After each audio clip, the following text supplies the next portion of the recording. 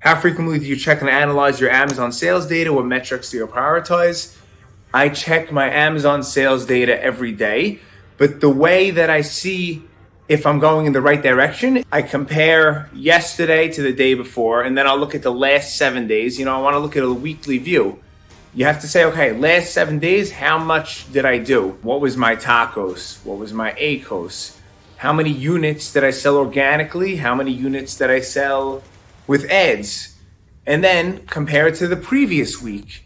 What was my TACOS? Did it improve? Was it worse the last week and now it got better? Or did it get worse? Are my organic units improving? Are they getting better or are they getting worse? ACOS, you definitely got to keep an eye on it. But the most important thing, in my opinion, is TACOS. That's what I look at the most, is TACOS and organic sales. I want to make sure my organic sales are increasing. You could have great campaigns running, great PPC campaigns that are completely just destroying your organic rank.